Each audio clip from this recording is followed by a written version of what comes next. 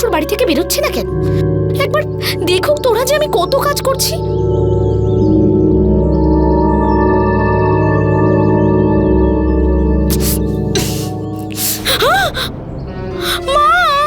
মালতী, বাড়িতে এত কাজের লোক থাকা সত্ত্বেও তোকে এত কাজ করতে হয়? কেন করিস এত কাজ? আরে মা, এসব তো আমি ভালো বউ সাজার অভিনয় করছি মাত্র।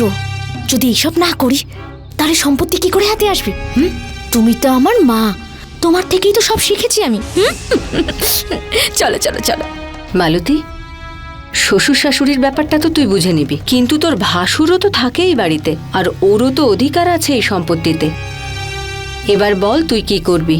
না ওর বিয়ে হবে না কোনো বাচ্চা হবে। আরে ও তো বলেই দিয়েছে যে বিয়ে করবে না। মা, আমার ভাসুরকে নিয়ে তুমি চিন্তা করো না, সব সম্পত্তি আমার আর আমার বাচ্চার নামে হবে। আরে তাড়াতাড়ি এসো ভাই, এত দেরি কেন করছো তুমি বলো? আরে আমাকে তো অনেক জিনিস গোছাতে হবে নাকি? তুমি রোজ এই একই কাজ করে যাও, আধ ঘন্টার মধ্যে কিন্তু এখানে চলে আসতে হবে। চল। আরে বেশি জিনিসপত্র নেই, 4-5টা মাত্র জিনিস আছে। এই শাড়ি, টাওয়েল, বাসনপত্র এই কয়েকটাই মাত্র। হ্যাঁ হ্যাঁ বৌদি, এইগুলো কি আছে আরে সবার মধ্যে? কিছু না বৌদি, এই কয়েকটা মাত্র জিনিস আছে, এসে দেখে নিন না আপনি। হ্যাঁ, কালই তোমাকে বলেছিলাম, আবার তুমি লেট করলে আধ ঘন্টা। এরকম করে নাকি কেউ? কবে শোধরাবে বলো তো তুমি?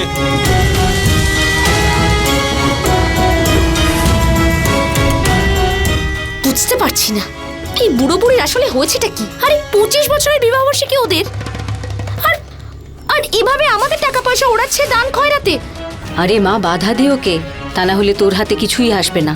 আরে বাপ রে বাপ, দুটো অ্যাটম বোম একসাথে! মনে হচ্ছে খুব বড় ব্লাস্ট হতে চলেছে।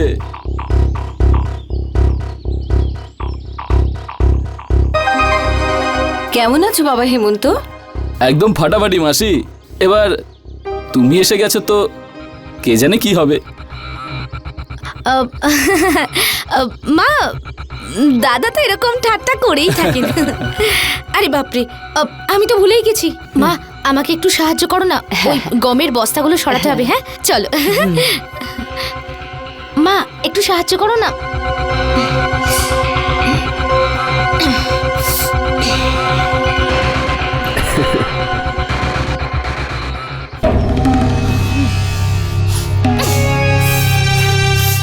ব্যাস, এই লোকটাকেই শুধু ভয় আমার।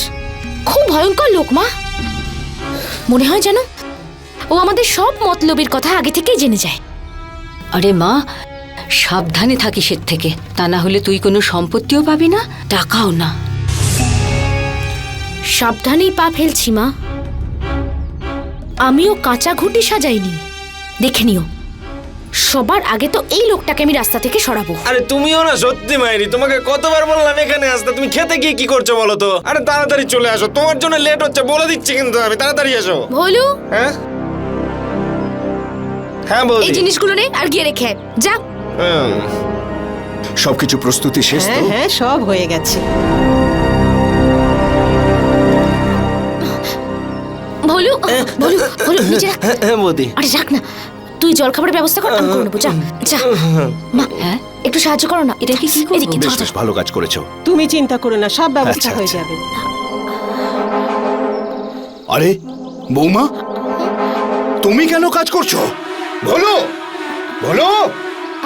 বাবা, কোনো ব্যাপার নয়, বাড়ির কাজ তো আমি করে নেব। ওটা তো অনেক ভারী।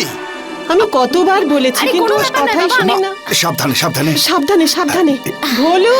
আমি এক্ষুনি রেখে আসছি। আরে দিদি, আপনি ওখানে দাঁড়িয়ে কেন? ভেতরে আসুন। বিবাহ বার্ষিকীর জন্য অনেক অভিনন্দন জানাই। ধন্যবাদ দিদি। তারপর লক্ষ্মী দেবী, বাড়ির সব খবর ভালো তাড়াতাড়ি তো? জলখাবার দিয়ে দে। সবাই ঠিকঠাক আছে তো? আসতে আর অসুবিধা হয়নি তো? আপনাদের বিবাহ বার্ষিকীর অনেক শুভেচ্ছা। বেঁচে থাকো মা, বেঁচে থাকো। বেঁচে থাকো মা। এই তো চা নিয়ে চলে এসেছি। মা, বাড়ির সব কাজ নিজে একা করছো। আরে বাড়িতে তো কাজের লোক আছে, ওকে ডাকো। আরে মা, আমার খুব ভালো লাগে বাড়ির কাজ করতে আর আপনাদের দুজনে সেবা করতে। দেখেছেন? খুব খেয়াল রাখে আমাদের। আপনি আপনার মেয়েকে এত সুন্দরভাবে মানুষ করেছেন, এত শিক্ষা দিয়েছেন। আমি তো বৌমা হিসেবে একটা মেয়ে পেয়েছি। মা, ওই গিরিশ কোথায়? ওকে ডাকো তাড়াতাড়ি। হ্যাঁ হ্যাঁ, ও হয়তো ভেতরে আছে, আমি এক্ষুনি ডেকে নিয়ে আসছি। হ্যাঁ গিরিশ, এক এখনো স্নান করে বেরোনি? আরে তাড়াতাড়ি বেরো, সবাই বাইরে তোমার জন্য অপেক্ষা করছে। তুমিও না। তাড়াতাড়ি ব্রেকফাস্ট রেডি করো, দেরি হয়ে গেছে আমাদের। তাড়াতাড়ি করো। শোনো, আরে কোথায় যাচ্ছো? মা বাবার আজ বিবাহ বার্ষিকী। একদম ভুলে গেছি, রাত্রে ক্ষেত থেকে লেট করে এলাম, তাই কোনো গিফটও কিনতে পারিনি ওনাদের জন্য। আমি জানতাম, আমি এনেছি, আমি জানতাম। দাঁড়াও,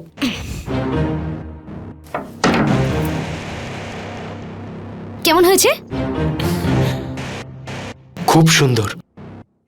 মালতী, তুমি কত ভালো, কত খেয়াল রাখো। আমি সৌভাগ্যবান যে আমার বিয়ে তোমার সাথে হয়েছে। আচ্ছা, এবার একটা কাজ করো, তাড়াতাড়ি করো, নিচে সবাই তোমার জন্য অপেক্ষা করছে। তুমি এটা ধরো আর তাড়াতাড়ি ওটা নিয়ে চলে এসো। আরে বাবা, চেনটা তো দারুণ হয়েছে। হ্যাঁ খুব সুন্দর। বাবা, এত দামি জিনিস কেনার কি দরকার ছিল? আরে বাবা, যত বেশি ওজন হবে তখনই তো মনে হবে না যে আমরা বেশি দামি গিফট দিচ্ছি। হেমন্ত, আরে গিরিশের শালা এসেছে আর ওর সাথে তুই মজা করছিস? হ্যাঁ হ্যাঁ, আমারও তো শালা বাবু। কি শালা বাবু, এমনিতে তুমি মাকে নিয়ে যেতে এসেছো না?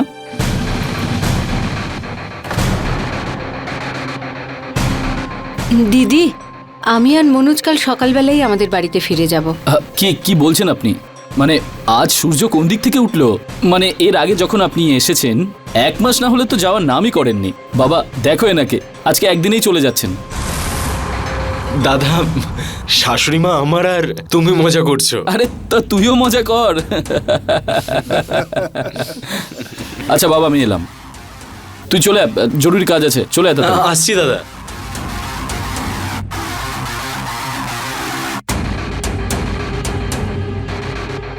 ক্ষমা চেয়ে নিচ্ছি, আপনাদেরকে সময় দিতে পারছি না আমি।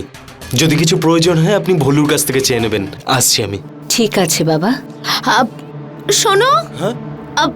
ওই আমার জিনিসটা নিয়ে এসো। মা, আমি একটু ওকে বলে আসছি।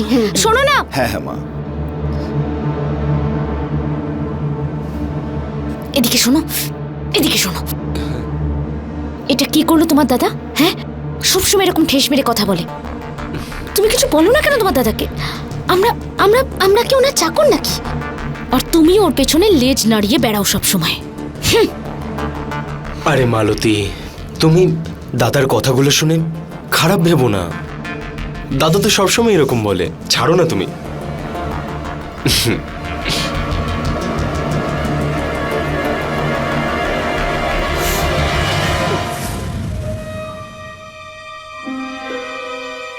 মালতী, বুঝে শুনে চলবি। তোর স্বামী স্বয়ং লক্ষণ, আর তোর ভাসু তোর ওপরে চিলের মতো নজর রেখেছে। যেভাবে তোর স্বামী ওর দাদার প্রত্যেকটা কথা শোনে না, আমার তো মনে হয় না এত তাড়াতাড়ি ও দাদার কাছে সম্পত্তির ভাগ চাইবে। এই জন্য তুই যা করবি খুব ভেবে চিন্তে করবি। হ্যাঁ দাদা, তুমি একদম ঠিক বলছো। স্বামীকে তো আমি সামলেই নেব, আর বাকি রইল আমার ভাসুর। ওর ব্যাপারে ভাবতে হবে যে কি করা যায়।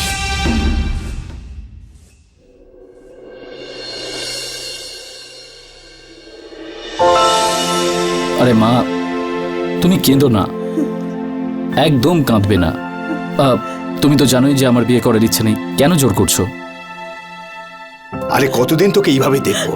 আমি তো আমার নাতি নাতনির মুখ দেখতে চাই, তোকে বিবাহিত দেখতে চাই, আর তোকে সুখী দেখতে চাই বাবা। বাবা, আমি ভালোই আছি।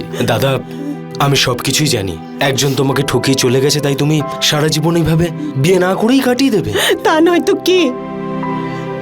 একটা মেয়ে এরকম করেছে বলে তা বলে পৃথিবীর সব মেয়েকে একই রকম হবে বল? হ্যাঁ বাবা, মায়ের এইটুকু কথা তুই রাখবি না? না, মানতে পারবো না, পারবো না আমি। রাধাও ওরকম ছিল, মালতীও ওরকম। সরি গিরিশ, তোর হয়তো খারাপ লাগছে, কিন্তু আমার যা মনে হয়েছে তাই বললাম। আর তোরা এটা একদম বুঝতে পারিস না। এরকম নয় বাবা, তুই মালতীকে বুঝতে পারিসনি বাবা। ঘরে এত চাকর বাকর থাকতেও বাড়ির সমস্ত কাজকর্ম ওই দেখে। ঠিক আছে বাবা, আমি একদিন এইভাবেই মরে যাব। তোর বউ নাতি নাতনি কাউকে দেখতে পাবো না, সেটা তোর কাছে খুব ভালো লাগবে তো? আরে মা, তুমি এরকম কেন বলছো? বাবা কথা শোন বাবা। রাজি হয়ে যা বাবা। আচ্ছা ঠিক আছে, তোমরা এত প্রেশার দিচ্ছ তো আমি মেনে নিচ্ছি, কিন্তু আমি মেয়েটার সাথে আগে দেখা করব, যদি আমার ভালো লাগে তারপরেই কিছু ভাববো। কিন্তু হ্যাঁ, তার আগে তোমরা একদম জোর করবে না। হে ভগবান, এই লোকটা বিয়ের জন্য রাজি হয়ে গেল কি করে? যদি ওর বিয়ে হয়ে যায় তাহলে আমার হাত থেকে সবকিছু চলে যাবে। কিছু না কিছু ভাবতেই হবে আমায়। আমার হাতে মাত্র একদিন আছে। কি মালতী, করবো? মালতী, তাড়াতাড়ি নতুন কাপড় চোপড় বানানো শুরু করো, দাদা বিয়েতে রাজি হয়ে গেছে। আরে বাহ, দাদা রাজি হয়ে গেছেন? হ্যাঁ, ও রাজি হয়ে গেছে। সারা বাড়ি এবার আনন্দে ভরে উঠবে। তুমি এক কাজ করো, আমার জন্য খাবার বেড়ে দাও। আসছি আমি। এই লোকটা তো এমন ভাবে খুশি হচ্ছে যেন ও নিজে বিয়ে করতে যাচ্ছে। এদিকে এখানে আমার সম্পত্তির শ্রাদ্ধ হতে চলেছে। এই বিয়েটা আমি কিছুতেই হতে দেব না, কোনো মতেই না।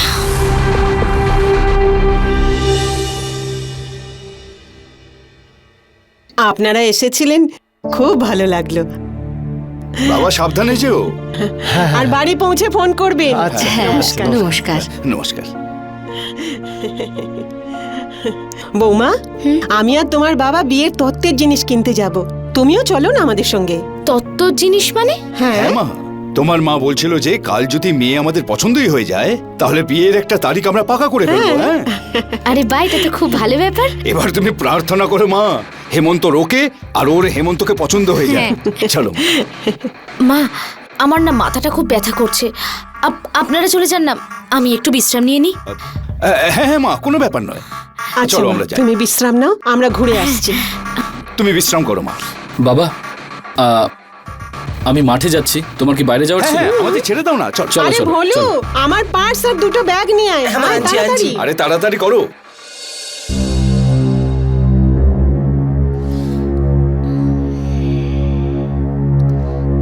হে ভগবান, আরে তুমি তুমি দাদার সঙ্গে খেতে যাওনি? আরে আমি না একটা অজুহাত দিয়ে চলে এসেছি, বলেছি কাগজটা রেখে এসেছি, এক্ষুনি নিয়ে আসছি, কিন্তু এখন আমার আর যেতে ইচ্ছে করছে আরে না। যাবে না মানে এটা কি? হ্যাঁ, আমি কোনো কথা শুনবো না, চলো। আরে আরে আমি বলেছি তো চলো। তোমার মাথায় ব্যথা ছিল আরে না? আমি কিছু শুনতে চাই না। তোমার সব জানা উচিত যে কাজের জায়গায় কি হচ্ছে কি হচ্ছে না, দাদা কি করেন কি করেন না। আরে মালতী, তুমি দাদাকে নিয়ে মাথা ঘামাচ্ছ কেন?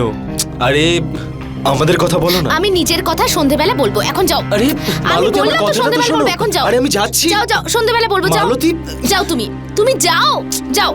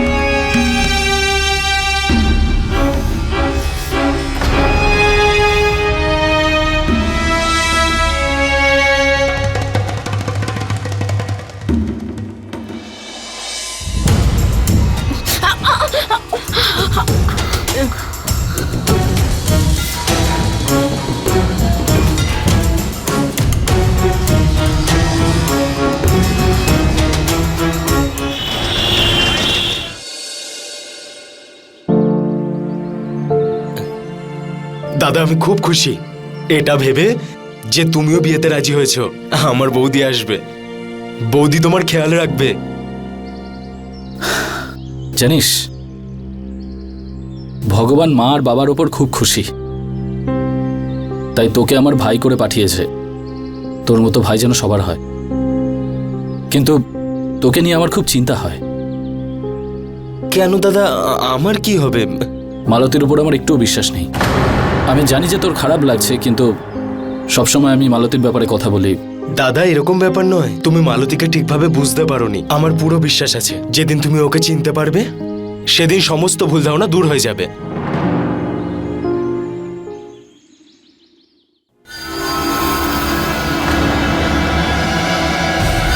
এই বলো, হ্যাঁ বৌদি। এদিকে আয়। হ্যাঁ বৌদি বল। এদিকে আয়।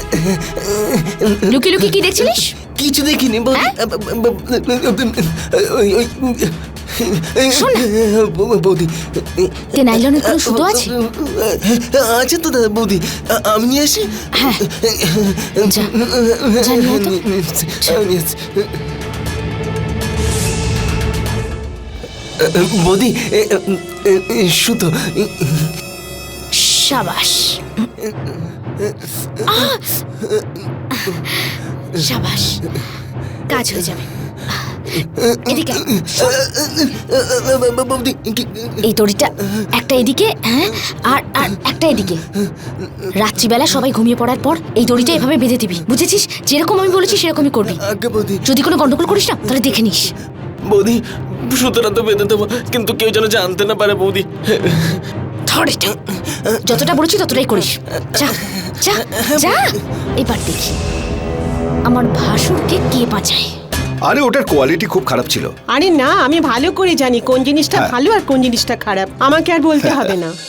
একটা ভালো পরিবারে প্রবেশ করা এবং একজন ভালো স্বামী পাওয়া, এটা প্রত্যেকটা মেয়েরই স্বপ্ন।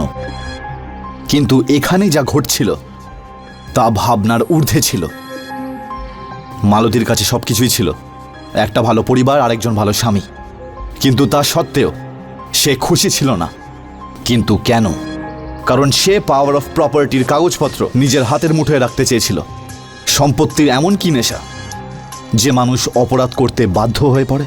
মালতী জানত যে হেমন্তই ওর পথের কাঁটা এবং ও তাকে সরাবার জন্য প্ল্যান বানিয়ে নিয়েছিল। মালতী কি হেমন্তকে নিজের পথ থেকে সরাতে সক্ষম হবে? হেমন্তের পরিবারের লোকজন মালতীর এই ব্যাপারটা কি জানতে পারবে, নাকি অন্য কোনো ঘটনা যেটা ঘটতে চলেছে? নমস্কার, আমি অমিত পাচৌরি। ক্রাইম অ্যালার্টের আজকের এই এপিসোডে আপনাদেরকে আমার সঙ্গে নিয়ে যাব উত্তরপ্রদেশে আরও একটা সত্য ঘটনার সম্মুখীন হতে। চলুন।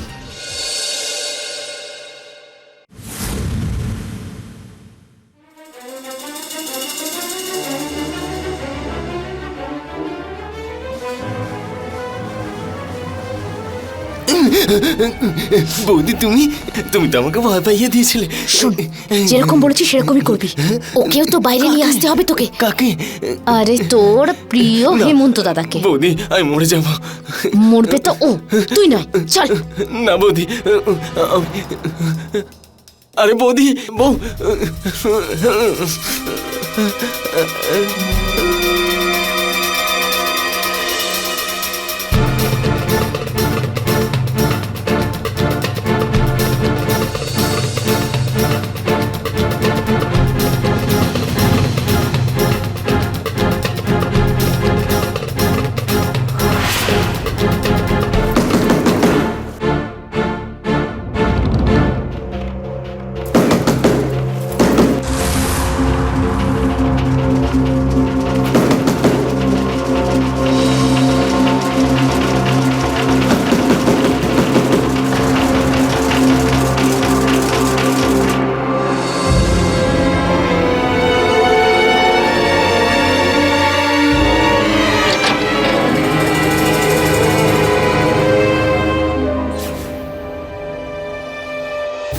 কে?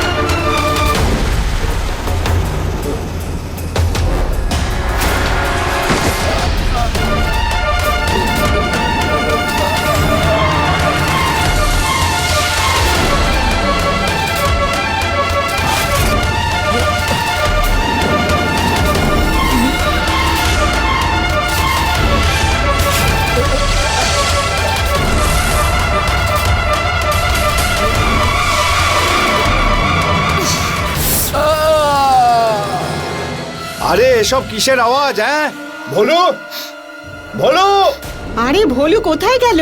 ভোলু, ভোলু, কোথায় গেলি? হেমন্ত, হে ভগবান, বাবা কি হলো? কি হয়েছে তোর? হেমন্ত, এই কি হলো তোর? কাকা, কি করে হলো? কি হলো? দাদা, ওঠো। ওঠ বাবা, বাবা, ওঠ। ওঠো, দাদা। ওঠো, কি হয়েছে দাদা, তোর? ওঠো না। বাবা, দাদা, দাদা শুনতে পাচ্ছ? বাবা, বাবা, ওঠো, বাবা। দাদা ওঠো। আরে ওঠ না। দাদা, হেমন্ত, বাবা। আরে তুমি চুপ করো। দাদা বেঁচে আছে এখনো। বাবা, দাদাকে ডাক্তারের কাছে নিয়ে যাই, চলো। চলো, তোলো, তোলো দাদাকে। তোলো, বলো। দাদা, বলো, আরে ধর, ধর না। বলো, কি গেটটা খোল।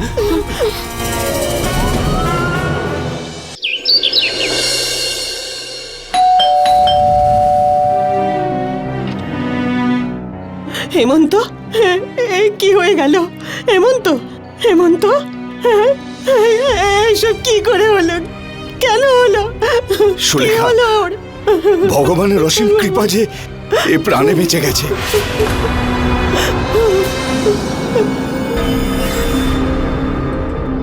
হে ভগবান, এই তো আমার সত্যিটা সবাইকে বলে দেবে। আমার আমাকে কিছু সোনা। একটা করতে হবে। না বাবা না, তুই কিচ্ছু চিন্তা করিস না।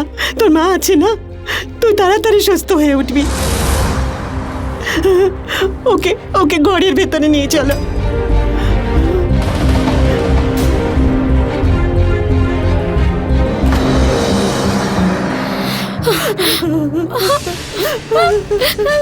না, আমি কিছু করিনি।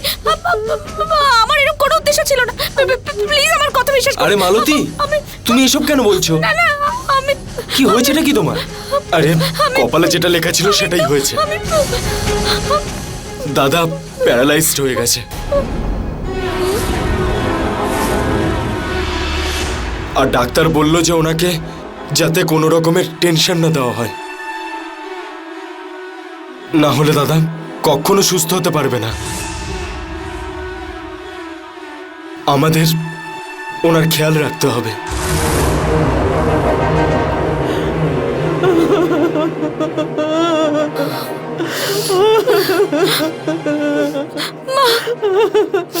মা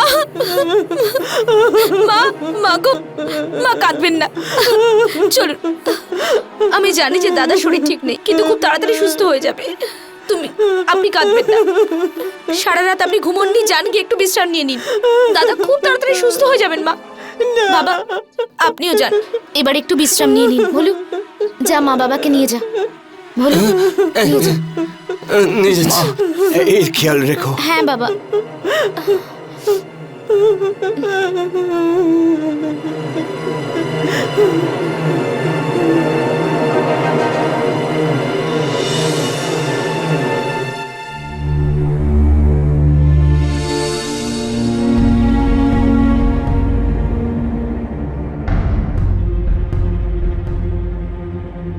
শোনো, তুমি গিয়ে একটু বিশ্রাম নাও, আমি দাদার কাছে বসছি।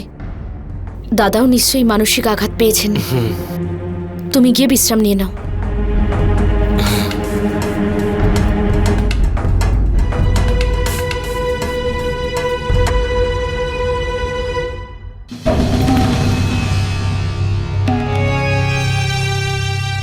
তোর তো দেখছি কই মাছের প্রাণ, কিছুতেই মরতে চাইছিস না। ভাগ্য ভালো যে তুই এখনো বেঁচে আছিস।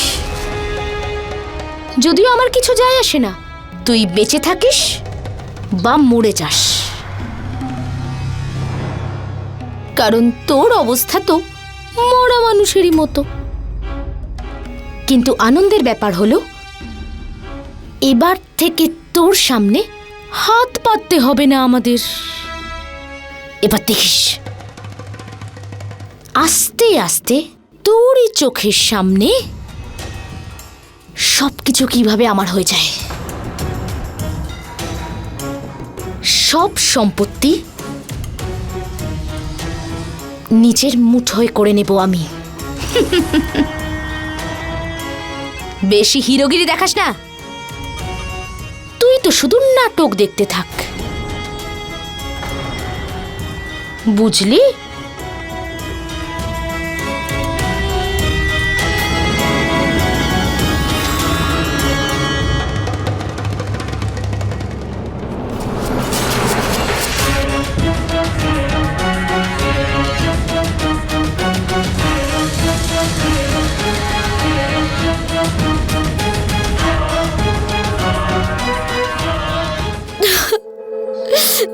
গিরিশ,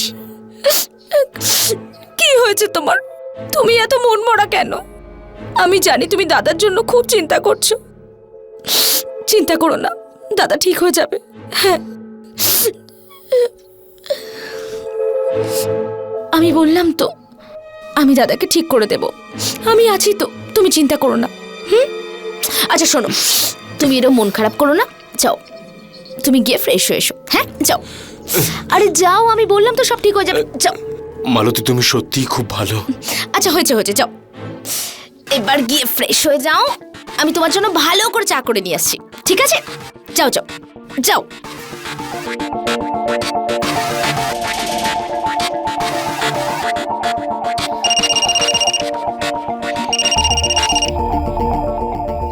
দাদা,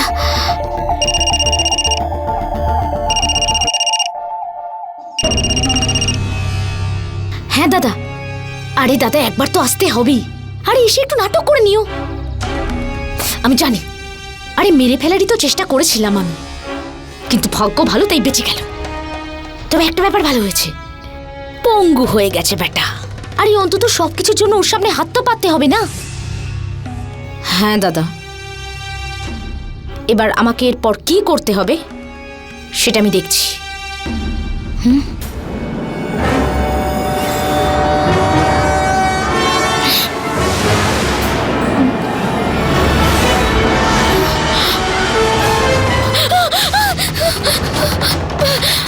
আমি দাদাকে অনেক বড় গলায় বলতাম যে আমার মালতী এরকম নয় যেমনটা তুমি ভাবো, কিন্তু এখন দেখছি উনিই ঠিক ছিলেন। তোমাকে ঠিক চিনতে পেরেছিলেন উনি। আর একটি নোংরা মহিলা তুমি। কত ভালোবেসেছিলাম তোমাকে আমি, আর তুমি টাকার জন্যে। আরে এই সব কিছুই তো তোমারই ছিল। আর উনি বাড়ির বড় ছেলে, শুধু সেই জন্যই এই বাড়ির পুরো দায়িত্ব ওর ঘাড়ের ওপর ছিল। আর একটা কথা কান খুলে শুনে নাও, আজও ওই এই বাড়ির মালিক, বুঝলে? আর তুমি যে নোংরামিটা করেছো সেটা ক্ষমার অযোগ্য। এবার দেখো, আমি সব কিছু পুলিশকে বলে দেবো, সব বলবো। গিরিশ না, গিরিশ শোনো।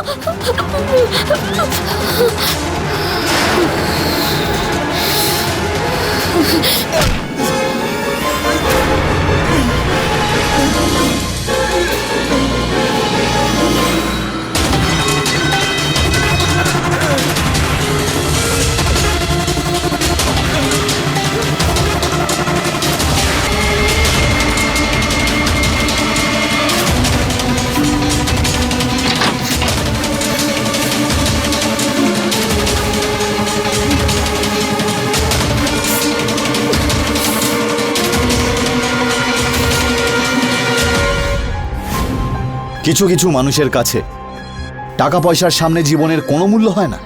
মালতী একবারের জন্য ভাবেনি যে ও নিজের হাতে নিজের জীবন নষ্ট করছে। ও পয়সা এবং প্রপার্টির লোভে এতটাই ডুবে গেল যে ঠিক ভুল বিচার করতেও ভুলে গেল। অবাক হওয়ার বিষয় তো এইটা যে এরকম একটা অপরাধমূলক কাজে ওর পরিবারের লোকও ওর সাথেই ছিল। মালতীর লোভ কি এখানেই শেষ হলো, নাকি অন্য কোনো সমস্যা ওর জীবনে আসতে চলেছে? চলুন দেখা যাক। কি হলো? আমার ছেলের কি হলো? কি হলো তোমার? কি হলো? আমার ছেলেটার কি হলো?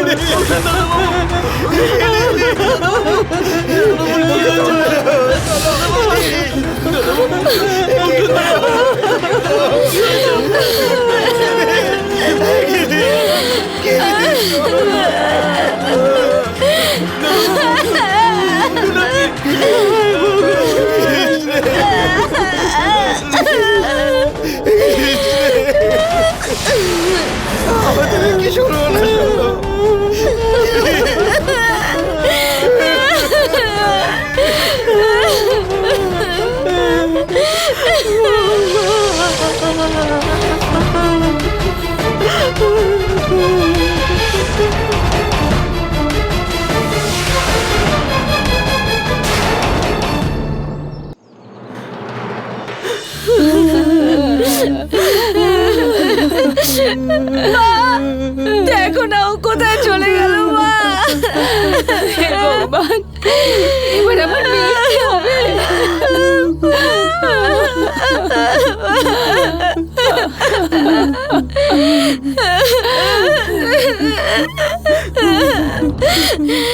দাদা, এটা কি হলো আমার সঙ্গে? ও কোথায় গেল?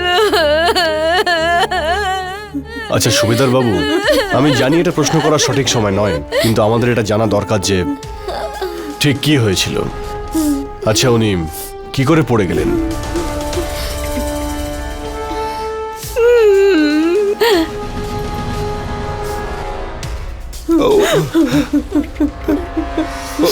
ছাদে ছিল, জানি না কি করে, হয়তো পা পিছলে গেছিল।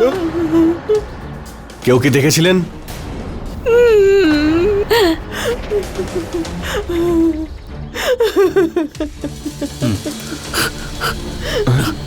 কি হয়েছে আপনার? কিছু বলতে চাইছেন আপনি? কিছু বলার থাকলে বলুন, আপনি বলুন বলুন বলুন।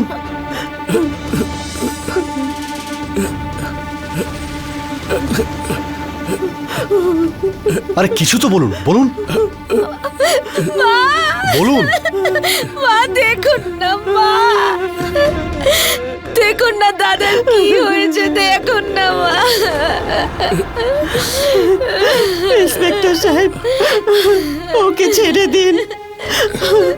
ওর নিজের ছোট ভাইয়ের হঠাৎ মৃত্যুতে ও কেমন যেন হয়ে গেছে, ওর শরীরও ঠিক নেই। আমাদের তদন্ত কিন্তু চলবে। যদি আপনারা কিছু জানতে পারেন তাহলে কিন্তু আমাদের অবশ্যই জানাবেন। আচ্ছা।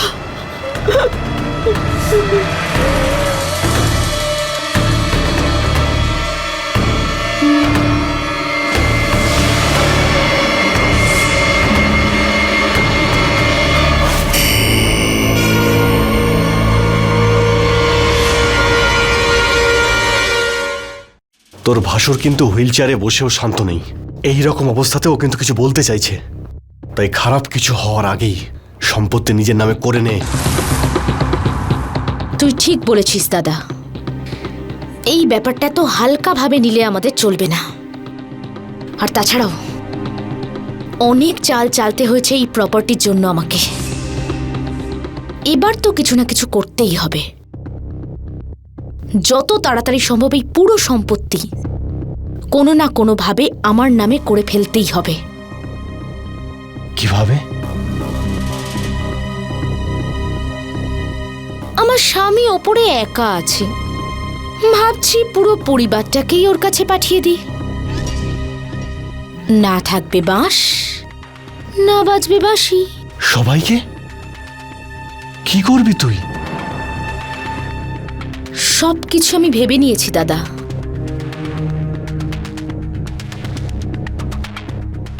এবার তো শুধু কাজটা করে ফেলতে হবে। কতদিন আপনি ভালো করে কিচ্ছু খাননি মা, একটু খেয়ে নিন না। বৌমা, আমার খাওয়ার ইচ্ছে নেই। মা অসুস্থ হয়ে পড়বেন, বসুন বসুন বসুন। মা একটু খেয়াল রাখো তো। বাবা,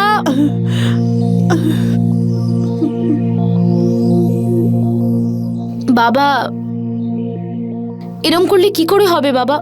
দেখুন মাও কিছু খাচ্ছেন না, আপনিও কিছু খাননি। মাকে একটু বোঝান। বাবা, গিরিশকে আমি কথা দিয়েছিলাম যে আপনাদের দুজনের খেয়াল রাখবো, আর আমি সেই কথা রাখতে চাই। বাবা কিছু খেয়ে নিন। মা, তুমি কষ্ট পেও না, আমরা সবাই খাবার খাবো। আর তুমি হেমন্তকে ডেকে নাও।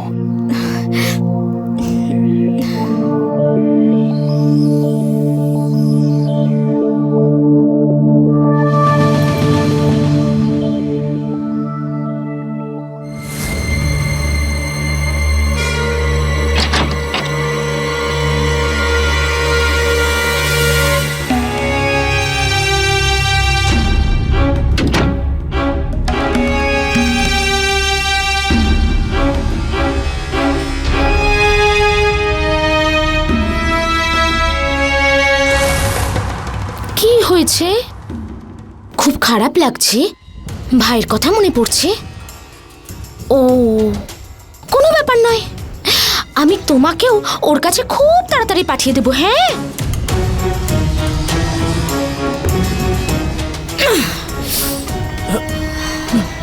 রাগ হচ্ছে?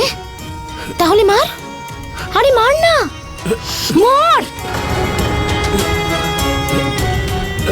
যাক, তোর জন্য একটা সুখবর নিয়ে এসেছি। আজকে রাতে তোর মা বাবা ওরাও উপরে চলে যাবে। হ্যাঁ। কি করে?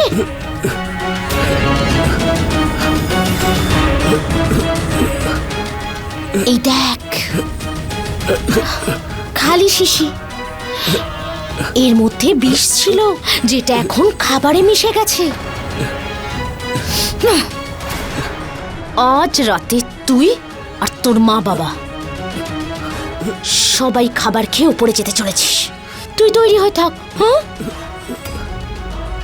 একটা কাজ করি, আর সময় নষ্ট করব না, তাড়াতাড়ি যাব। হ্যাঁ,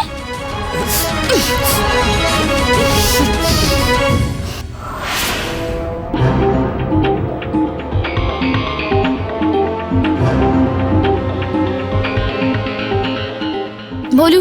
হ্যাঁ দাদাকে খাবারটা দিয়ে দে। হ্যাঁ হ্যাঁ, দিচ্ছি দিচ্ছি।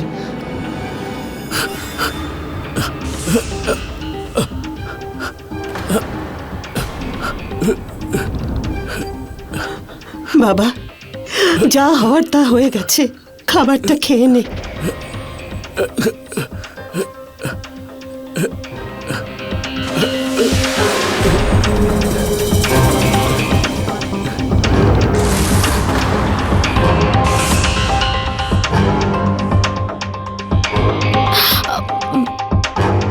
দাদার মনটা খারাপ হয়ে আছে, আমি না হয় ওনাকে পরে খাইয়ে দেব, আপনারা খেয়ে নিন। ঠিক আছে বৌমা। সাবধানে মা।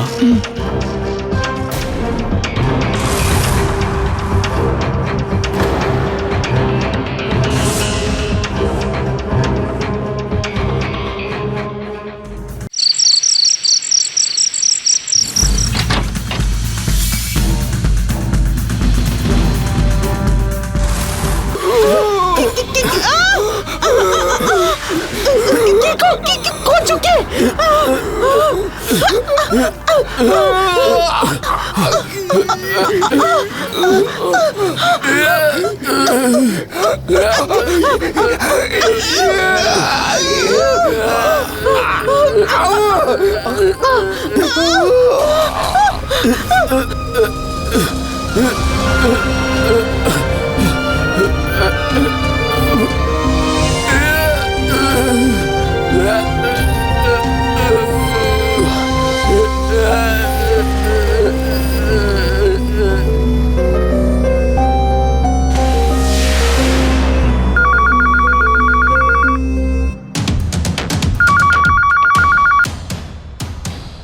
হ্যালো,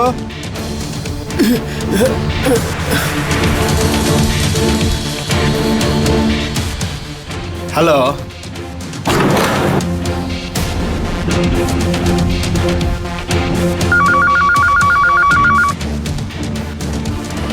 হ্যালো, আরে দাদা কিছু তো বলুন। হ্যালো বারবার কার ফোন আসছে?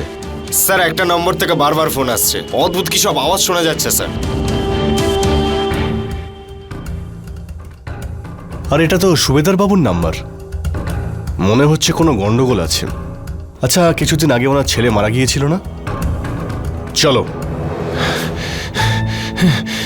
হেমন্ত কোথায়? পুরো বাড়ি খুঁজে ফেলেছি দাদা, কিন্তু কোথাও পেলাম না ওকে।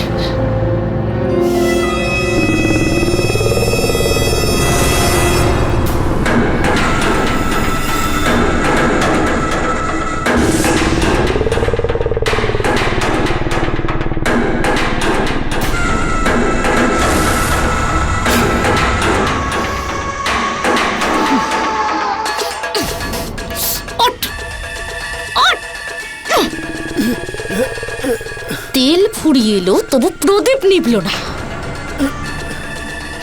দেখো তো এই জেমস বন্ডকে কোথায় শুয়ে আছে। বলো বলো, দাদা তোলা একে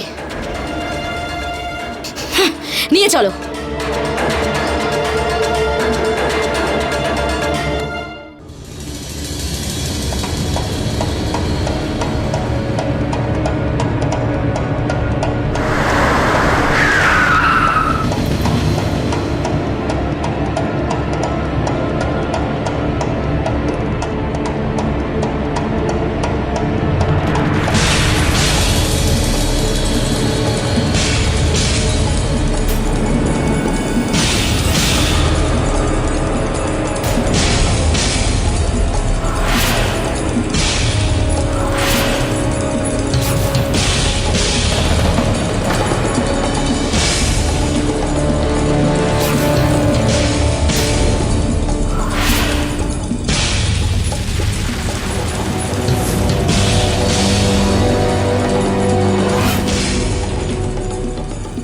হয়েছে দাদাবাবু? আপনি রেগে আছেন আমার ওপর? হুম, আমি আপনার পুরো পরিবারকে যে মেরে ফেললাম। কিন্তু আপনি চিন্তা করবেন না, আপনাকে আমি জীবন্ত পুড়িয়ে মারব, এইটুকু দয়া আছে আমার মনে প্রাণে। আর কি করব বলুন, টাকা জিনিসটাই এরকম। দেখুন না কি থেকে কি হয়ে গেলাম। চিন্তা করবেন না, আপনাকেও ওনাদের মতো ওপরে পাঠিয়ে দেব।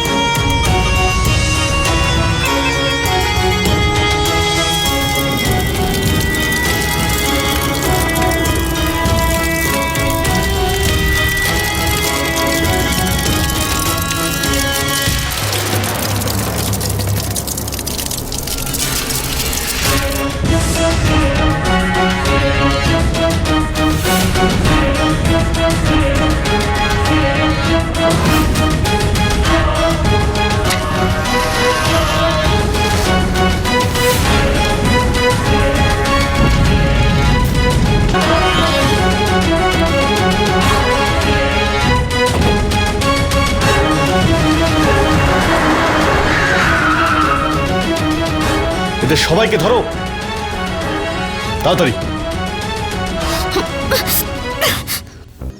হেমন্ত সব রকম চেষ্টা করার সত্ত্বেও ও নিজের পরিবারকে বাঁচাতে পারল না।